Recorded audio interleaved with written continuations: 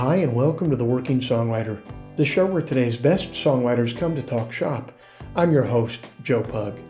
Each episode here we host a distinguished guest, and we ask them to go deep on their inspiration, on their process, on the general ups and downs of making a life in music. So, whether you're a grizzled veteran, desperately trying to cut your costs on merchandise, or else a scrappy upstart, trying to source artisanal, hand-woven t-shirts for your band's Etsy store, this is your show, because ultimately it is what every writer seeks most, an ironclad excuse to put off actually writing.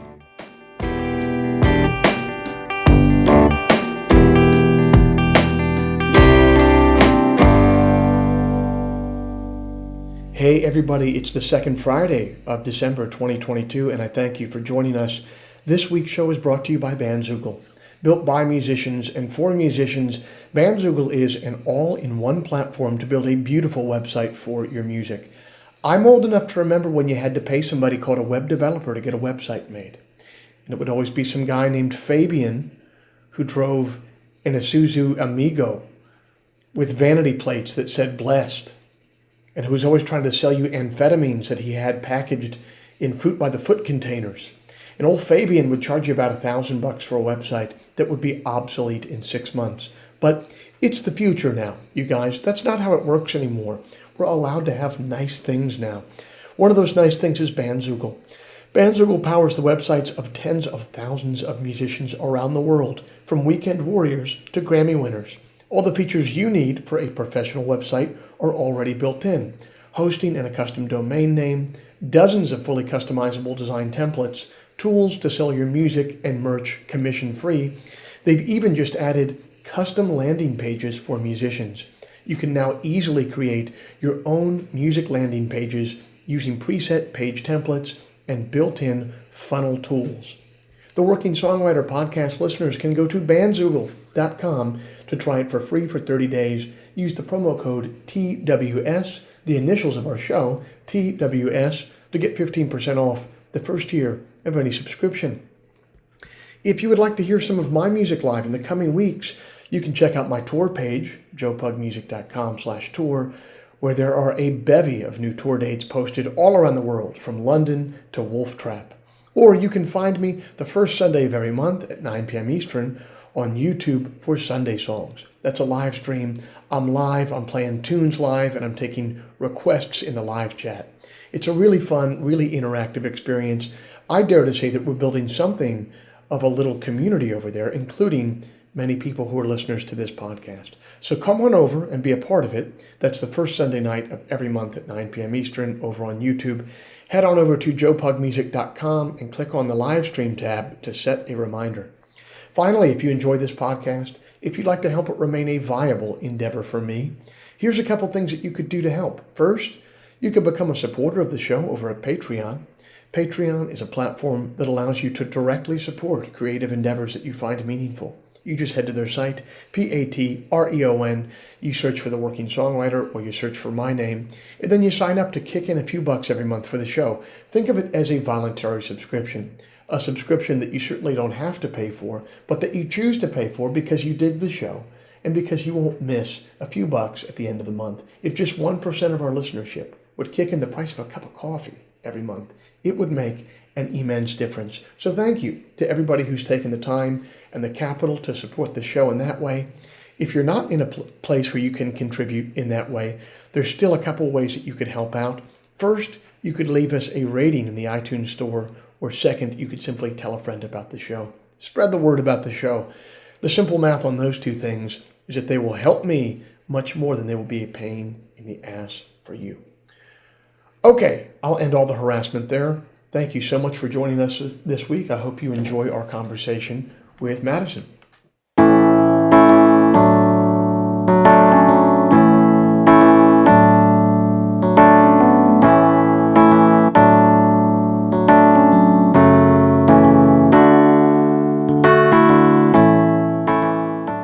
Our guest this week hails from Southern California and was first exposed to music in the church where her father pastored. Madison Cunningham, now still only 26 years old, has had a precocious rise to national prominence in the last 3 years. She began her professional career as a collaborator on Chris Thile's Live From Here radio show. She also toured with the venerable Andrew Bird and contributed to his album, My Finest Work Yet. Her debut album, Who Are You Now, was a success with critics and listeners alike, garnering a Grammy nomination for Best Americana Album. She has since been nominated for 4 Grammys in total. Consequence of Sound said of her most recent album that Cunningham is proving that she can satisfy and surprise her audience all at once. And after her Tiny Desk concert appearance, NPR described her as an audacious guide steering us toward exploration. I got a chance to catch up with Madison on the phone a few weeks ago to hear about her journey so far.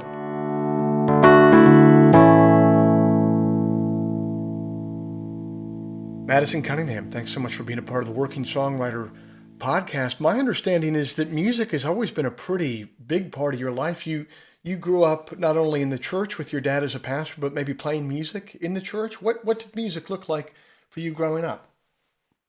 Yeah, my dad always had an acoustic guitar laying around the house, and my kind of early memories of music were just him playing and working stuff out, kind of in the living room. And I remember just wanting to be there and be present for whatever he was working through. And I think that immediately kind of like set the light bulb off. I loved guitar out of all things from like age 4 and wanted like to play it. And yeah, and then eventually he kind of suckered me into singing with him, and I was probably 10 or 11 at that point. And yeah, I just did that for a handful of years, just singing with him, singing in church. I think sort of my experience of playing in front of a congregation of people helped me sort of shed some of my initial stage nerves. But yeah, that was just kind of that was sort of how it looked week in and week out. I was just always like, you know, I learned how to sing and play guitar at the same time, and sort of learned early on how to sync in with a band, which was very useful to me in later years. But yeah, generally pretty sheltered musical upbringing. Like I was so unaware of so much music that was happening, and so many records, and all of that, came to my attention when I was, probably 16 or 17. Gotcha. So were you finding that you were connecting with the music and being inspired by it, or was it more something like, this is kind of the family business. I gotta join in and make dad happy here? I never felt like it was just a family business thing. It was like very much all that I really knew.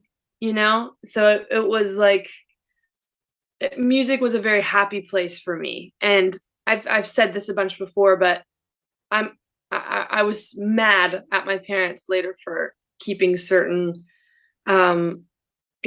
albums from me, or that I learned about the Beatles when I was 16 years old. And in hindsight, I think I just had like 16 years of not comparing myself to anybody and just enjoying the prospect of making music and playing guitar. And like I didn't have the like, oh man, I've got only guys play guitar sort of thing. It was very much just this unbridled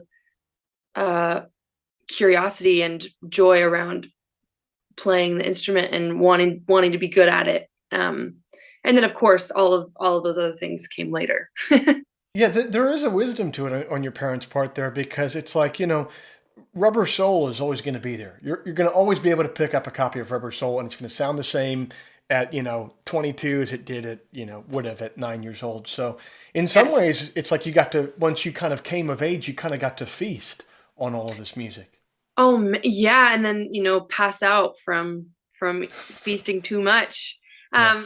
Like, is once one thing, once the sort of gateway drug is made available to you, you're just submerged and met with so much possibility. And I mean, those were some of the most mind blowing, first listens of my life. I mean, I guess to hear like an album like Rubber Soul or Abbey Road when I was 17, it just was like I just appreciated it so intensely.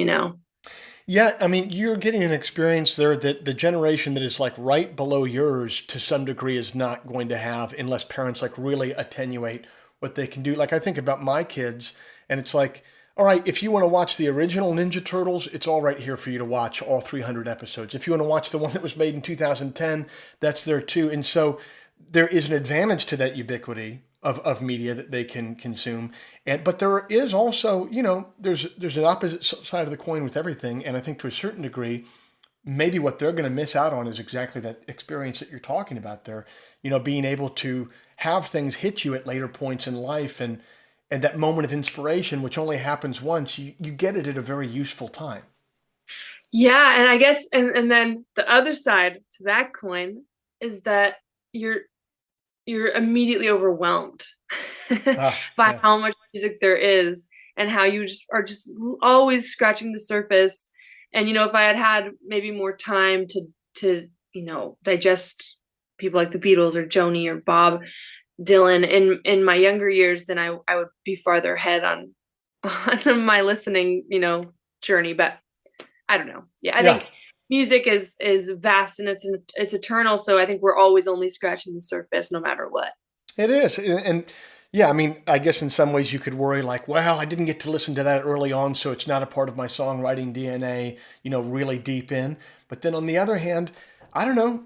I know plenty of people that have listened to a lot of Beatles and Joni Mitchell and Bob Dylan really early on, and then the stuff that they write, isn't compelling because they get kind of shackled by that, and they're trying to remake something that's already been made, which is kind of a bummer. Yeah, and the sooner that you can understand or have sort of a sense of what your own instincts are, um, and not just what your own interests are, because it's very easy to be very aware about, what music makes you tick and your favorite artists and all of these things, but to tap into a sense of self and what it is that you want to say and how you want to wield, the instrument of choice, I think is like, I don't know, that's so priceless. And I've seen that happen with few artists. And I think for me, I'm always just trying to keep my finger on that pulse and know like where is my center, not just trying to tap into, my favorite artist's center, if that makes any sense. Definitely. So you, after that time growing up, did you immediately move to Los Angeles at that point? Is Los Angeles where you would start being exposed to this music as a young adult?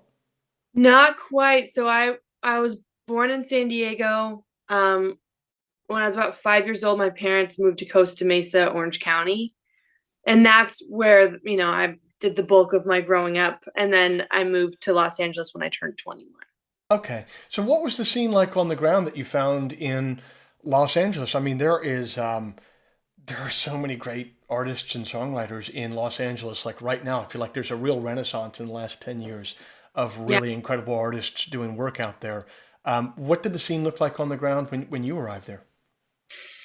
I mean, I found my sort of pocket of people immediately, and actually that's the reason I moved, because otherwise I think I would have just been hiding out and not knowing where I kind of belonged. Because it's a scary place to land, You're immediately just like, fish out of water, just trying to reaching out for something, whether it be friendship or opportunity. And I ended up moving there because I was working with a guy and producer named Tyler Chester, dear friend and mentor to me. And he was bringing me in to like write with people and then sing on people's stuff, play guitar on people's stuff, and then we were working on my own music. So I just went like headlong into his world. Like the first show I ever played in Los Angeles was at Largo, playing with the Watkins siblings. Have you heard of this show? It's called Watkins Family Hour. Of course, yeah. Yeah, it's been like I feel like the center of the musical community in LA for a long time. But that's where I sort of landed. And I don't remember who was. I feel like Jackson Brown was playing that night, and Willie Watson, and I just felt like I met these incredible artists and musicians right away, and being sort of welcomed into that world. I think it expedited just who I was as a writer, because I felt like there was this new bar that I was trying to, Yeah. and also the concept of live performance, which really really helped writing, because I was always writing for what would work in a live setting, because that's what LA was, Yes. That's what it was breathing off of. I think that remains really important. I think comedians, they know that. They know that to make an hour-long special, they have to get in front of club audiences and just see what works or not. They can't just think about whether something will be funny or not. And I think sometimes musicians can really kind of miss that, especially as your career goes on and you don't feel like playing new material in front of a crowd or something like that. It's like, it's Yeah. much easier to play the old standards. Everyone will like those. Yeah. But yeah, it is the audience is a very instructive teacher for what works writing wise. So, what did you find yourself gravitating towards writing wise that you were learning from those performances? I think it was all very connected to guitar for me, because I was watching guitar players like Adam Levy and Blake Mills at the time, and just seeing the way that their music was so informed by guitar, and all of it was this like working organism, and I was just charmed by that. And honestly, like it kind of took over my life for 4 years. I've just like and it still does, it currently does, but I think it's just trying to make all of those things sing and speak at the same time. The lyrics, the melody, the guitar work. And so yeah, I was just doing a lot of like, I was really obsessed with writing music that would work for a trio, because that was Yeah. all I could afford at the time. Right. Yeah. if that But I just thought that was such an attractive thing, that like, if a song could speak through minimalism, then to me that was like the sign of a really great song. Hmm. um What were you having to do? Were you developing yourself as a guitar player at that time? And if you were, what were you doing to push that discipline forward? yeah, I was, for my first record that I made, called Who Are You Now, like my whole goal was just trying to be taken seriously as a guitar player, um and making that sort of the forefront message. And so I was just honestly just practicing all the time, and I wasn't like, I was learning a lot of other people's music. I was learning some Ray Cooder songs. I was just like trying to get my hands and my mind into other songs and pieces of music.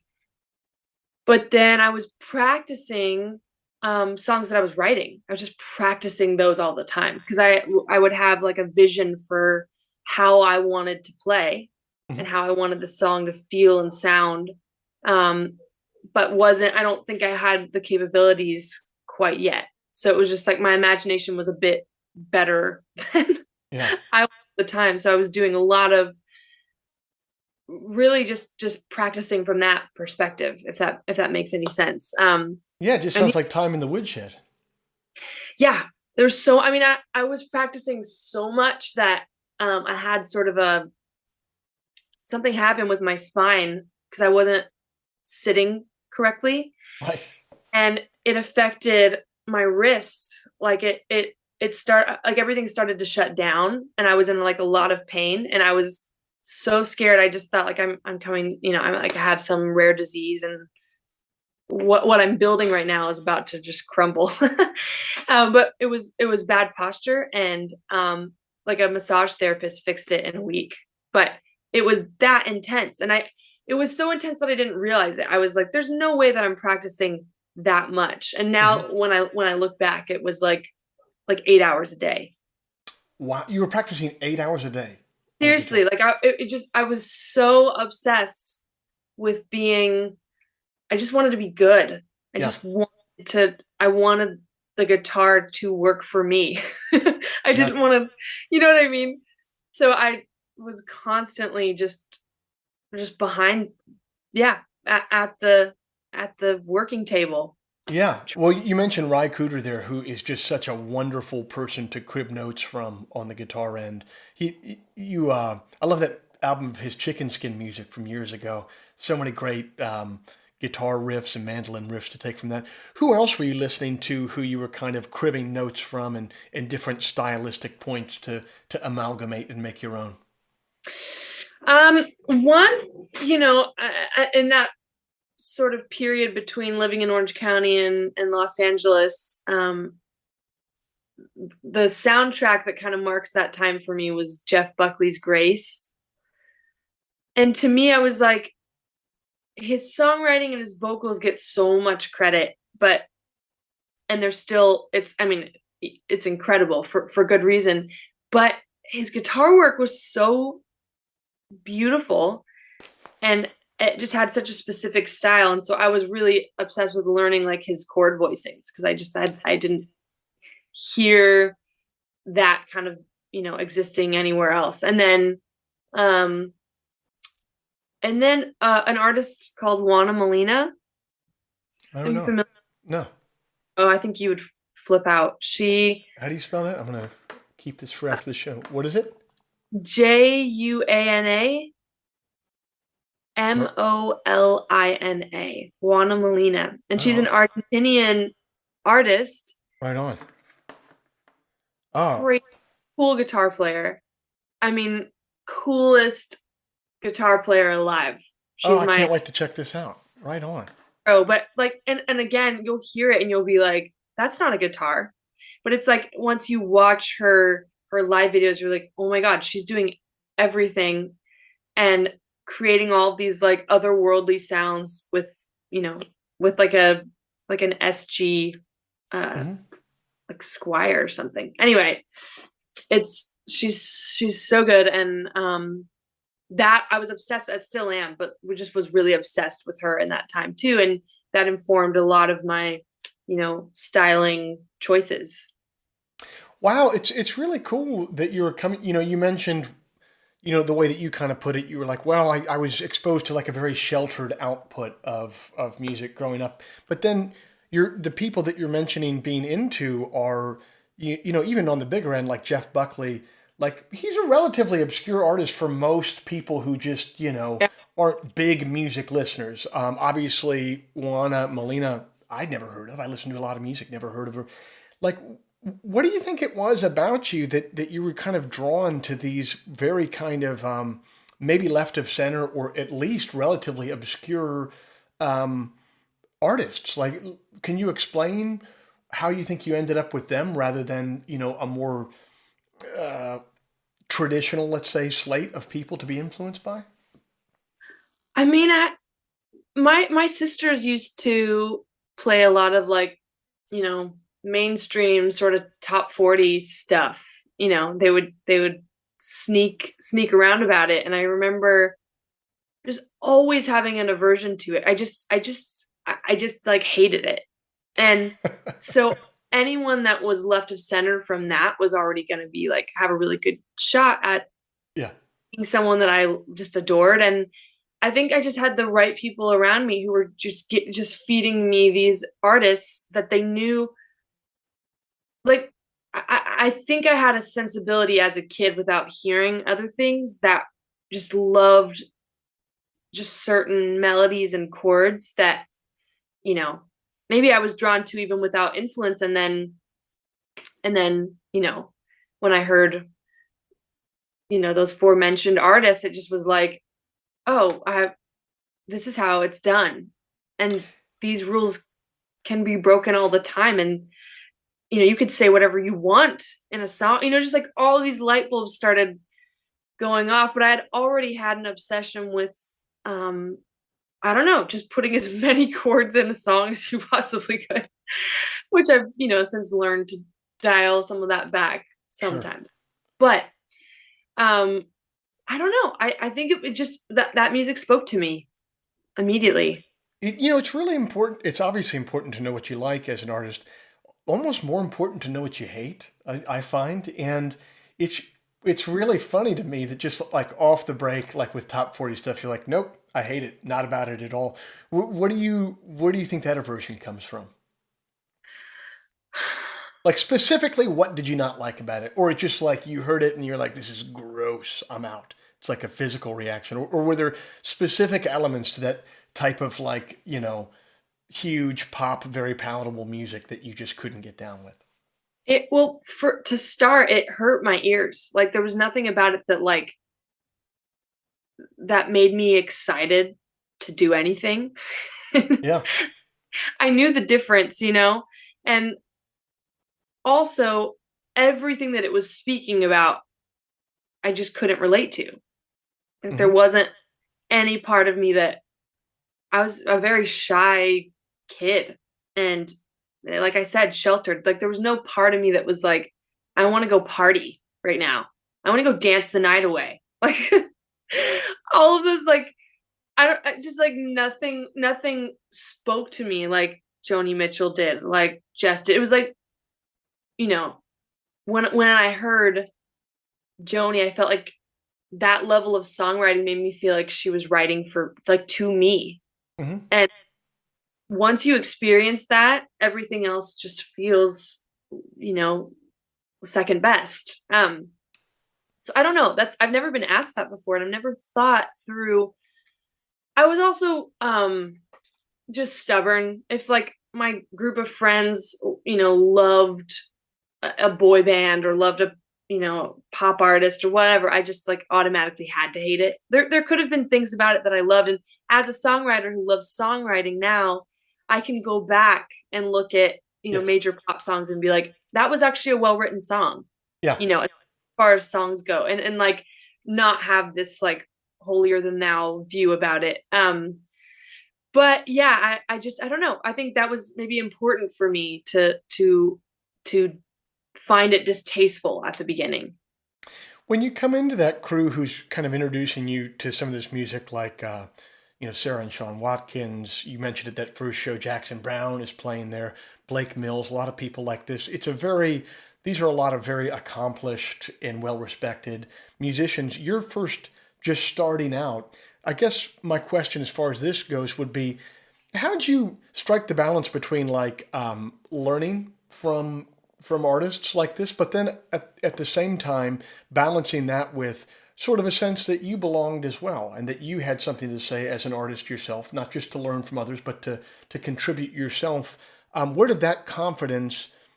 How did that confidence and poise manifest itself in what sounds like a relatively daunting artistic situation?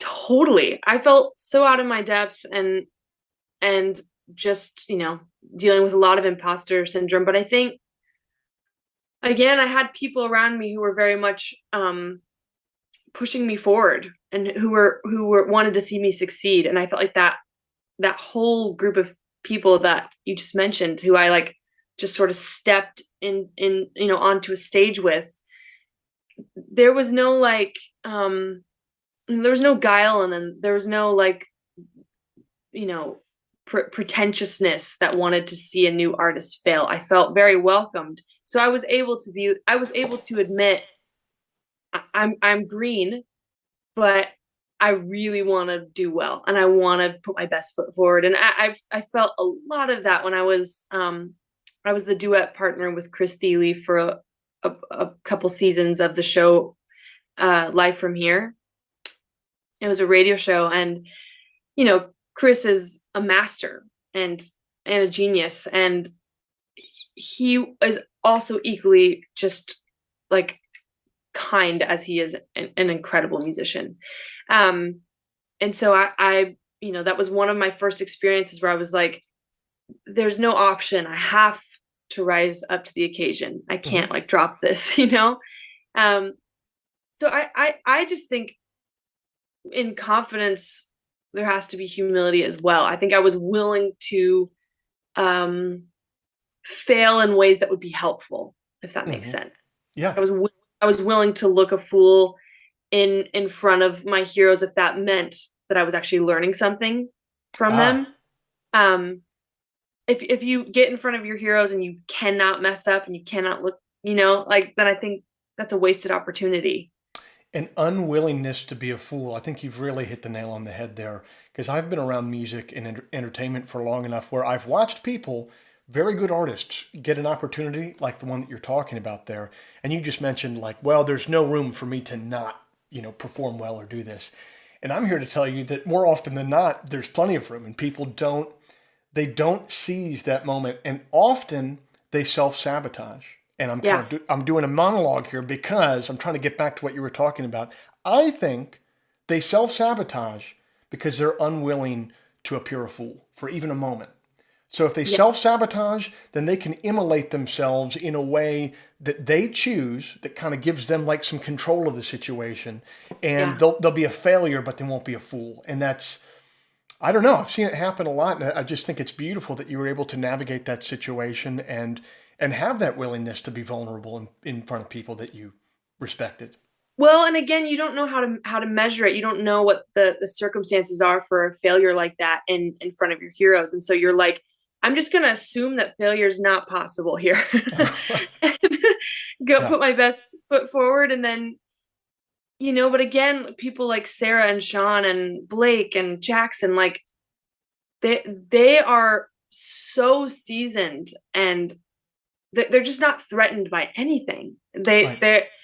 That's what I've taken away from them, and they were so just warm and welcoming that I just felt like it was a place to land, and yeah, trip and be messy and all those things. It was almost encouraged, and I really, in hindsight and still today, feel a strength in failure and in messing up, and it's so powerful when you can mess up and still feel good about yourself and walk away and just be like, it's a part of life. Like I sang with Andrew Bird for a couple of years and was opening for him and playing guitar in his band. And I just watched. There was one night where we were doing this duet and he forgot the lyrics, and um, I thought, is he embarrassed? And then I noticed night after night he realized that the audience loved it so much. There was a moment to connect with him that he faked messing up the lyrics like every night, and it worked. Yeah. The audience like fell in love with him because of it, and I just thought this man has no shame. He's so in control of what's happening because he has a proper sense of himself and also just like his own humanity. And I think that just stuck with me. I'll never forget that. Sometimes audiences need a way in. And sometimes, like, the more, virtuosic and impressive an artist is, the more that they need that initial way in. You know what I mean? Like, it can seem, it can seem unapproachable to them. So using a technique like that to kind of get on their side, to kind of, for just a moment, play the Yeah. fool, it gives an audience a chance to be on your side. Yeah, and it's not like you're encouraging like a haphazard show. It's not that. It's that Yeah. you're like I've played shows where I've walked away and been like, I didn't miss a note all night, and that was so boring. Right. Like that sucked, and I could sense that we lost them, and so Yeah. I don't agree with, perfect shows are unattainable and they just don't happen. But I think it's important to allow yourself at least 5 bad notes a night. Yeah. Well, perfect shows are, perfect show, in my opinion, the only way a show is perfect is when, as people are filing out from the auditorium, if people who didn't know each other before the show are talking to one another afterwards, that's when you know the show's been perfect. And no one's leaving at that point just being like, yeah, world class musician, but, he fucking forgot half of a verse, the lyrics. So No. fuck that guy. Like, no one, no one's doing that at all. No, it's so true. Yeah, it's like we as musicians forget how to be audience members sometimes. Yes.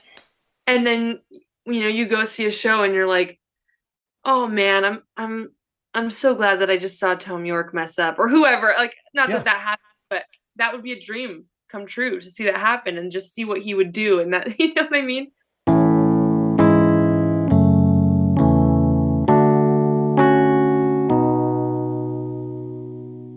Are you stuck in a rut?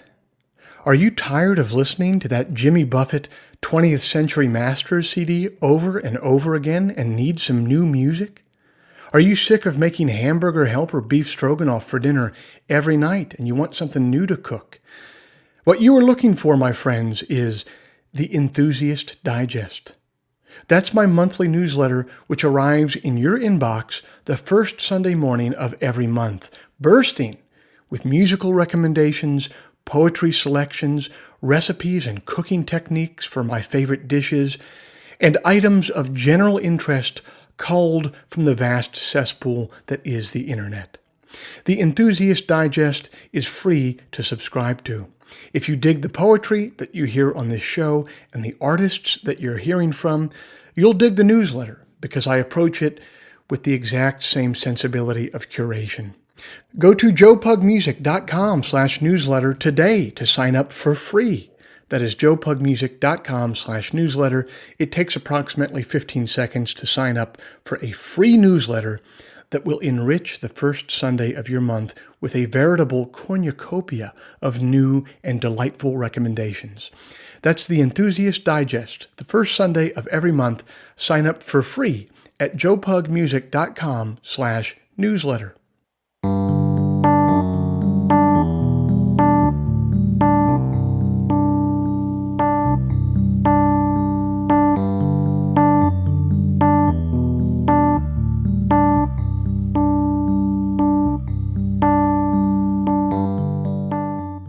Madison has accomplished so much, and at such a young age. It springs from an inner drive to improve, to learn, and to master. Many artists possess this kind of hypervigilance. It's seriously effective for creating art, but it can be also difficult to turn it off in other areas of your life where it's not as appropriate. And there's a wry poem by Ron Padgett that speaks to that dilemma. It's entitled, Think and Do. I always have to be doing something, accomplishing something, fixing something, going somewhere, feeling purposeful, useful, competent.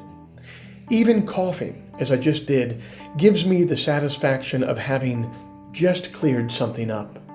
The phone bill arrives, and minutes later I've written the check. The world starts to go to war, and I shout, "Hey, wait a second. Let's think about this." And they lay down their arms and ruminate. Now they are frozen in postures of thought, like Rodin's statue, the one outside Philosophy Hall at Columbia. His accomplishments are muscular. How could a guy with such big muscles be thinking so much? It gives you the idea that he's worked all his life to get those muscles, and now he has no use for them. It makes him pensive, sober, even depressed sometimes. And because his range of motion is nil, he cannot leap down from the pedestal and attend classes in Philosophy Hall. I am so lucky to be elastic. I am so happy to be able to think of the word elastic and have it snap me back to underwear, which reminds me, I have to do the laundry soon.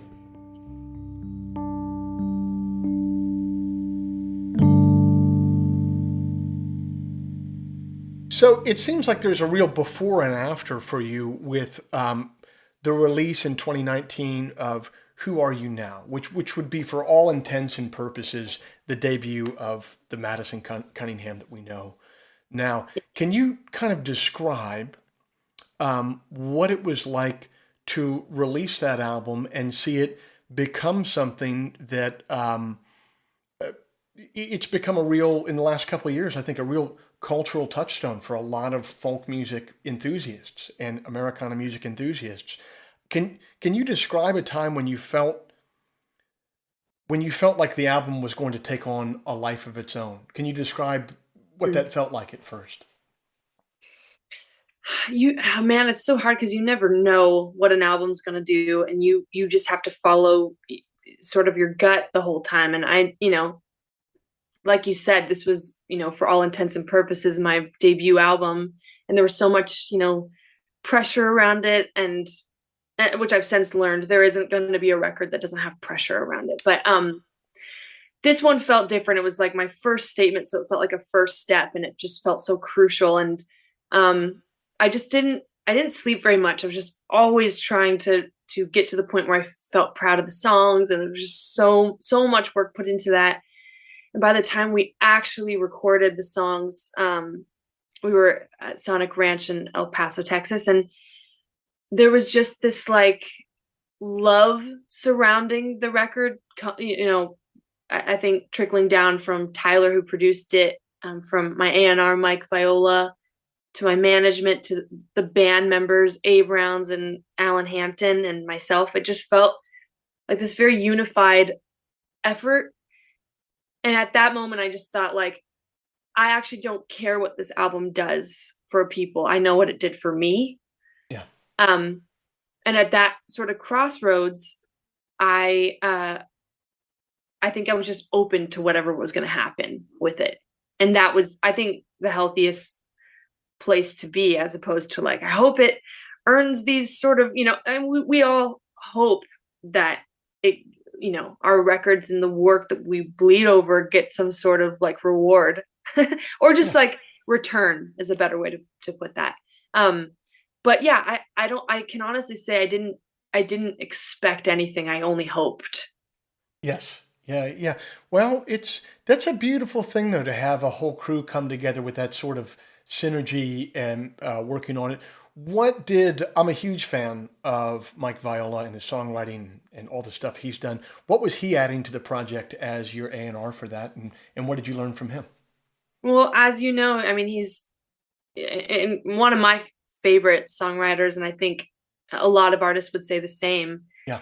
But having him on the team was like having a working songwriter, like, brushing over your songs with a fine, comb. And that's what it was. I just did a lot of bringing my stuff to him, and just asking him to criticize it and break it open, and he did.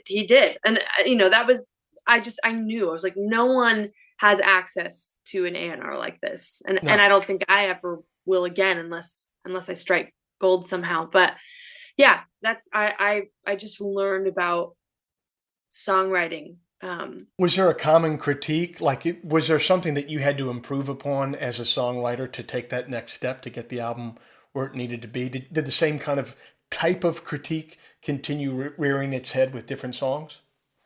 I think it was always like just this sense of needing to trim back, Hmm. to get the overall thought across. It was like you're just like constantly trying to figure out what you're sacrificing. And what I mean by that is, like, there were certain guitar things that I would want to do that was sacrificing of an important, maybe like, theme or subject. And it was like, okay, I've got to decide what I want to shine here.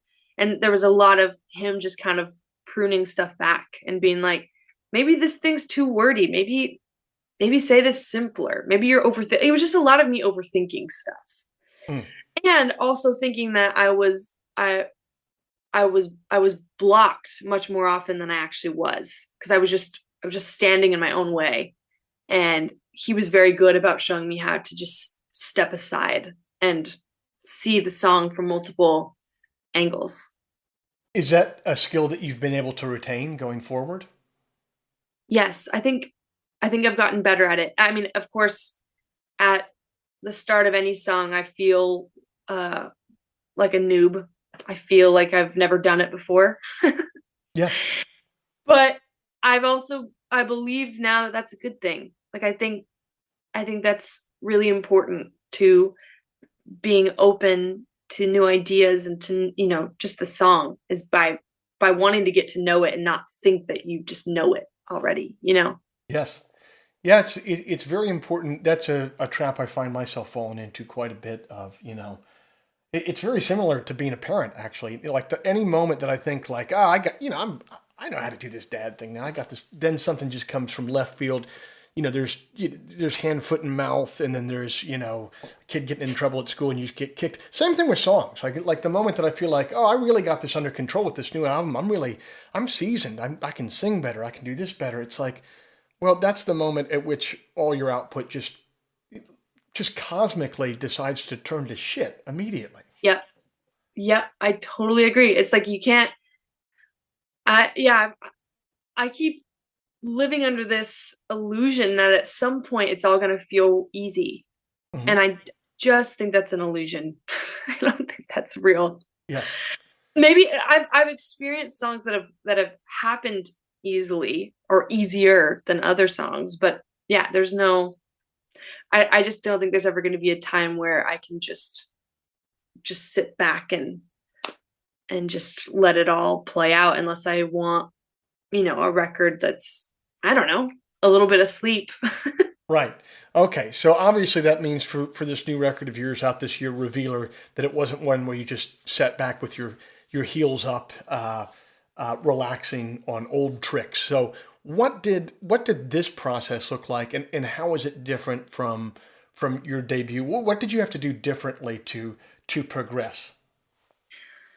Oh, yeah, it was so much harder.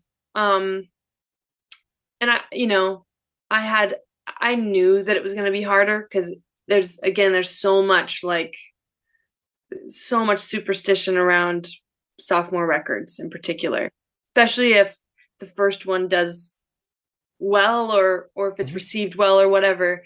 And so I just was like just dreading it Yeah. because I just knew it was gonna be bloody, and it was the hardest thing I've ever done. And but what was so important about that was kind of going back to what we're saying was learning how to be proactive um, in the midst of just not wanting to write at all because I think I was paralyzed at all the pressure and all the like sort of notes that were just being kind of thrown my way that were well meaning but just really distracting. Hmm. um and then all the co-writes that were thrown on top of that I was like, I don't want to do these don't help. Yeah. And then it was we were in the middle of a pandemic, and so to like feel like everything was disintegrating and falling apart and then still getting calls like, so how many songs this week? And I'm like, none. I don't want to write. I don't Yeah. have anything to say. And so to be in the middle of a worldwide storm like that and then learn how to turn on your flashlight and still find like you know songs or things to say was really important because I think it taught me how to be resilient as a songwriter and how to like to be to really treat it. It felt like a job this time, Hmm. and that was a really important transition for me.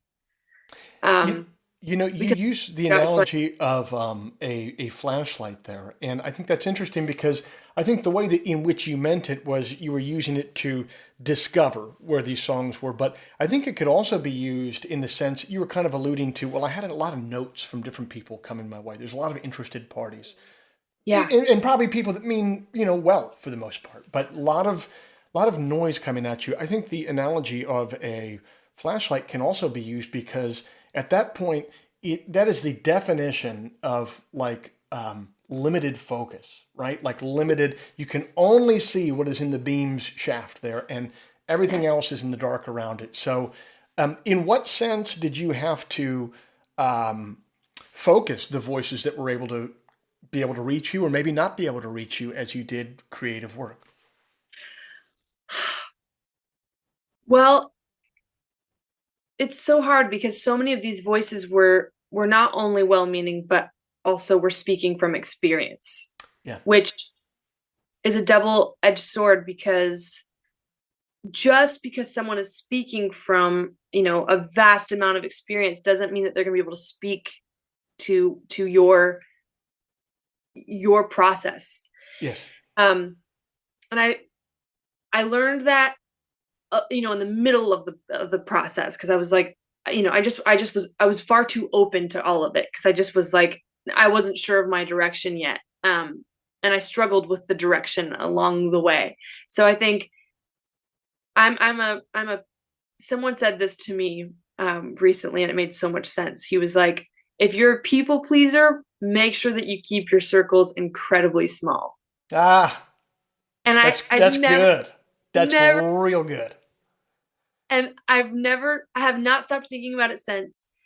And I think that's what ended up happening, is I just was like, okay, I'm just going to trust these 2 or 3 people that know me and that can call out my bullshit.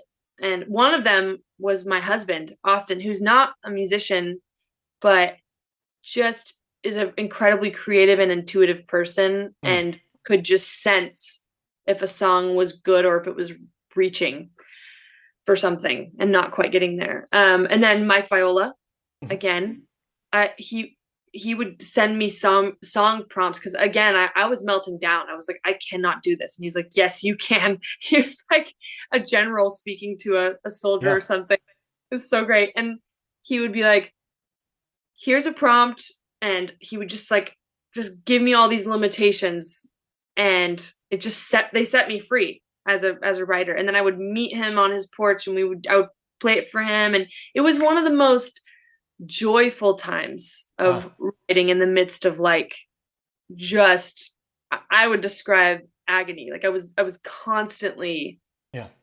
uncomfortable. Well, that's not what it sounds like on wax. So, listen, it has been a real pleasure to talk to you. I feel like you're 25 years into your career already. You're so ahead of the game, knowing what you're up to. So thanks so much for being on the show, and good luck and Godspeed going forward with this new record. Thank you, Joe. Thank you for having me and for an incredible conversation.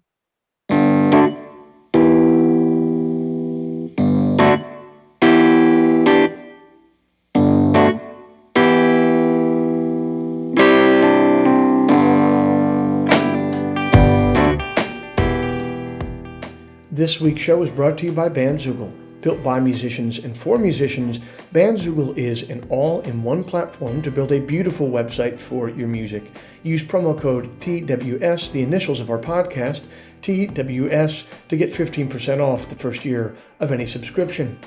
Madison Cunningham's latest album is entitled Revealer, available everywhere music is sold or streamed. If before we meet again you sit down to write, please remember, an expensive drug habit is not a song, a compelling Instagram account is not a song, and most importantly, reverb is not a song. So let all that take care of itself, and for you, just keep your eye on the song.